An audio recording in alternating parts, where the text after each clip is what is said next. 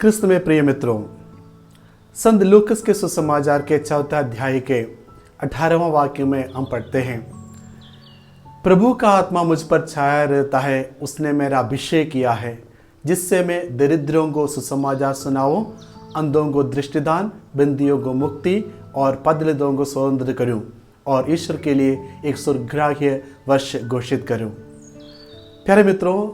यीशु मसीह के इस सार्वजनिक जीवन का सारांश ये है, अर्थात इस वचनों के माध्यम से हमें एहसास होता है कि ईश्वर यीशु मसीह इस दुनिया में स्वर्ग राज्य की स्थापना करने जा रहा है। अर्थात हम कह सकते हैं यीशु मसीह के इस दुनिया के जीवन का सारांश स्वर्ग राज्य की स्थापना है। आज के सुसमाचार में हम देते हैं प्रभु स्वर्ग राज्य को पाने के लिए कुछ दृष्टांतों के माध्यम से हमें अवगत कराता है। जैसे हम देखते हैं संत मत्ती के सुसमाचार में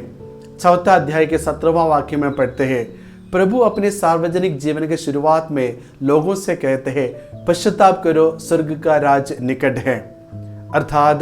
स्वर्ग राज्य को हासिल करने के लिए हमें मन परिवर्तन की आवश्यकता है और साथ ही साथ प्रभु इस बात को, स्वर्गराज की स्थापना की बात को जोर देते हुए उन्होंने कहा, संत मत्ती के सुसमाचार 4 अध्याय 23वां वाक्य में हम पढ़ते हैं, ईसा सभागृहों में शिक्षा देते और सुसमाचार की प्रचार करते हुए और हर प्रकार की बीमारी और दुर्बलता दूर करते हुए गलीलिया के प्रांतों में घूमते थे। अर्थात इस स्वर्ग राज्य को स्थापना करने के लिए, उसका अनुभव लोगों को कराने के लिए प्रभु यीशु मसीह जगह जगह पर जाते थे। प्यारे दोस्तों, हम सबों से प्रभु कुछ दृष्टांतों के माध्यम से अवगत कराना चाहता है कि हम इस स्वर्ग राज्य को पाने के लिए सारे संपत्ति की उपेक्षा करते हुए इस स्वर्ग राज्य की खोज में लगे रहना चाहिए, ताकि हम प्रभु की कृपाओं का पात्र बन जाएंगे। संत मत्ती के सुसमाचार 5वां अध्याय 3 वाक्य में प्रभु ने कहा है, धन्य है वे जो अपने को दीनहीन समझते हैं, स्वर्गराज उन्हीं का है। अर्थात हर एक व्यक्ति के लिए, चाहे दीन हो, हीन हो या दुर्बल हो या कमजोर हो, हर एक व्यक्ति के लिए स्वर्गराज खुला है। और आगे कहते हैं संत मत्ती के सुसमाचार के 6वां अध्याय के 33वां वाक्य में भी हमें देखने को मिलता है कि तुम सबसे पहले ईश्वर की राज और उसकी धार्मिकता की खोज में लगे रहो, बाकी सब चीज़ें तुम्हें यूं ही मिल जाएगा। हमें आज के पाठों के अन्य पाठों का भी हम विश्लेषण करेंगे तो हमें ऐसा प्रतीत होता है कि संत पौलुस और सुलेमान, ये दोनों लोग ईश्वर की राज की खोज में लगे रहते थे, क्योंकि स्वप्न में ईश्वर ने सुलेमान को दिखाई देकर उनसे पूछा, तुम्हें किस तरह के वरदान की जरूरत है?